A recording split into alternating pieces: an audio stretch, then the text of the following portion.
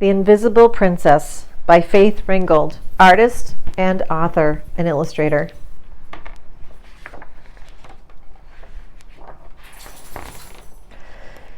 Long ago, in the tiny village of Visible, way down in the deep, deep south, there lived two slaves called Mama and Papa Love.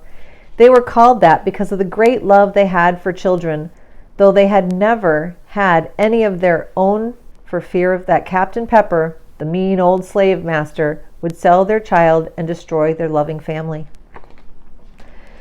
One day, the great Lady of Peace came to tell Mama Love that in spite of all her fears, she was soon to have a baby girl who would be so beautiful that she would be the envy of all who saw her. The great Lady of Peace promised that this little girl would grow up to be a princess who would bring peace, freedom, and the love to the slaves' village of Visible. Mama Love was very happy, but she was frightened too, for she knew that Captain Pepper got wind of this. He would want to make the baby princess a slave. So Mama Love begged the great Lady of Peace to hide her baby and protect her freedom. And so the great Lady of Peace asked the Prince of Night to conceal the beautiful princess in the great cloak of darkness and keep her forever safe from human eyes. On the morning the baby was to be born, the sun shone brightly and the flowers blossomed and the birds sang sweetly and the bees swarmed and buzzed in chorus, and everyone in the slaves' tiny village of Visible could feel a strange sense of peace and love that they had never felt before. As the beautiful baby princess came into the world, the Prince of Night appeared and spread his great black cloak across the sky, turning day into the blackest night. The sudden darkness woke the terrible Storm King, who flew into a thunderous rage, releasing tumultuous rains and hurricane winds on the village of Visible. It was during this storm that the Prince of Night wrenched the beautiful newborn baby from Mama Love's arms and disappeared with her tiny body into the stormy night. From that day on, Mama Love, Papa Love, and all the slaves in the village of Visible mourned the loss of the beautiful baby princess. They made a secret shrine in the cotton fields to her memory. They went there each day to remember the promise the great Lady of Peace had made to them. Captain Pepper's plantation was known as the richest and most beautiful plantation in the South. Although both white people and black people lived there, all the black people were slaves who worked from sunup till sundown for no pay, lived in broken-down shacks, wore rags, and had only discarded scraps of food from the slave master's table to eat. On the other hand, all the white people wore splendidly tailored clothes, ate fine foods, and lived in beautiful houses. They sent their children to school while the slave children worked all day in the cotton fields and were forbidden to read or write. One day, Patience, Captain Pepper's blind daughter, was playing in the cotton fields and saw a little girl her own age. It made her so surprised and happy that she could see a girl that she ran home and told her father. "Patience, my little blossom, you cannot see," said Captain Pepper. "But father," said Patience, "I can see her." "What does she look like?" asked Captain Pepper. "She has nutty brown skin, shiny brown eyes, long black curls, and the most beautiful smile," said Patience. "Everything around her glows. I know she must be a princess. Don't you believe me, father?" "No," growled the mean old slave master. "I have never seen a beautiful slave, and neither have you. You must promise me never to go to the cotton fields again." "But why, father?" asked Patience.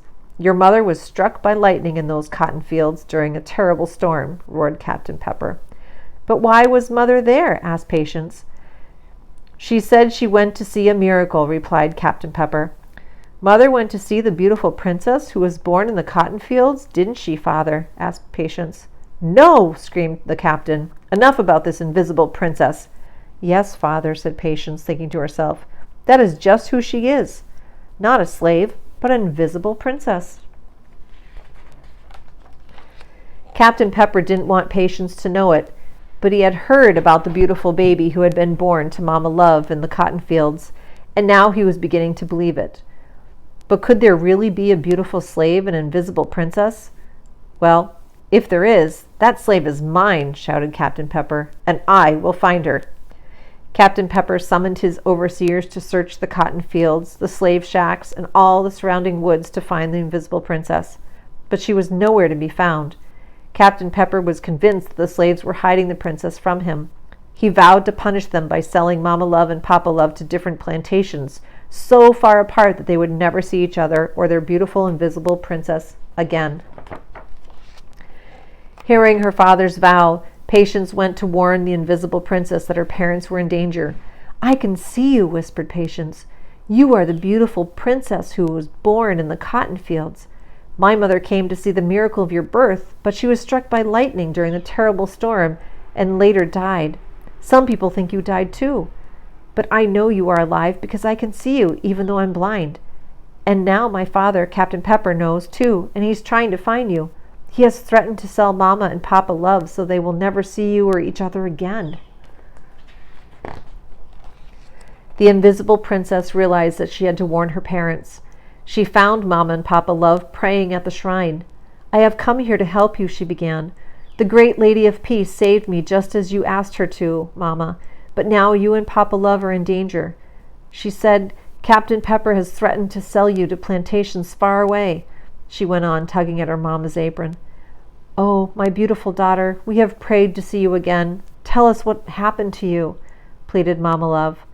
"On the day I was born, the Prince of Night hid me in his great black cloak of darkness, and during the terrible storm he carried me away so that no one saw me leave. I was afraid, Mama, but the Prince of Night is very gentle, and he quickly replaced my fears with restful sleep." "Who is the Prince of Night?" asked Papa Love. "He escaped from a slave ship by turning day into night. He is cold, black, and very handsome, Mama, and he is rich, too. His cloak is studded with diamonds that sparkle like stars. If Captain Pepper could see him, he would try to make him a slave, but no one can ever see the Prince of Night." "You were just a newborn baby when we lost you. Where have you been?" asked Papa Love. "The great powers of nature take care of me, Papa. The giant of the trees made me a beautiful castle high up in his branches, and the Dream Queen visits me each night and brings me sweet, sweet dreams of freedom, Papa, dreams that one day will come true. The Sun Goddess wakes me each morning with fresh fruits and vegetables and keeps my day warm and beautiful. The Sea Queen brings me fresh water to drink and bathes me in mountain springs. The great Lady of Peace teaches me to be loving, strong, and wise. And the Queen of Bees brings me freshly baked honey cakes made with her special honey to keep me invisible.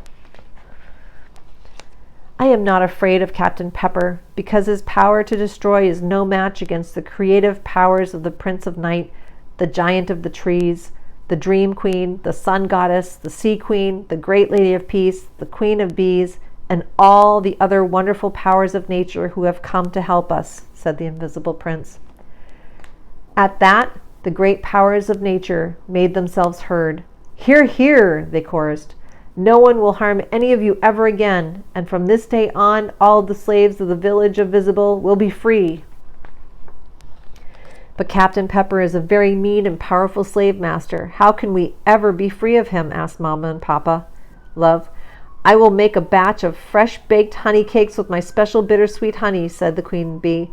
"Anyone who is stung by my bees and then eats my fresh baked honey cakes will become invisible.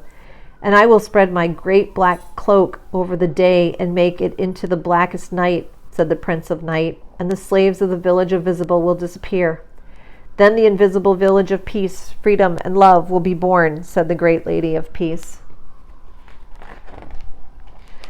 The next morning, in the slaves' village of Visible, great bowls of fresh baked honey cakes were left at the doors of all the slave shacks. A mighty arm of bees, led by the queen herself, swarmed through the cotton fields and stung the slaves, who then fled to their shacks, and seeing the bowls of fresh baked honey cakes, ate their fill and became invisible.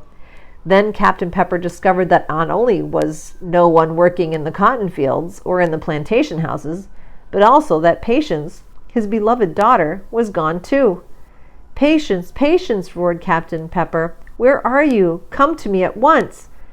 But Patience had been in the cotton fields, had been stung, and had eaten the fresh baked honey cakes, and was now in the invisible village of peace, freedom, and love. There she could see the sun in the sky, and the flowers in the fields, and the trees in the forests, and the people everywhere, and she was happier than she had ever been before. Captain Pepper went every day to the deserted cotton fields in search of patience, but all he could find were the bowls of stale honey cakes with bees swarming everywhere. Captain Pepper could not hold back his tears as he cried out in grief for the loss of his only child, and in repentance for all the cruelty and pain he had brought to the lives of his slaves. The great Lady of Peace, hearing Captain Pepper's cries of remorse, came to his aid.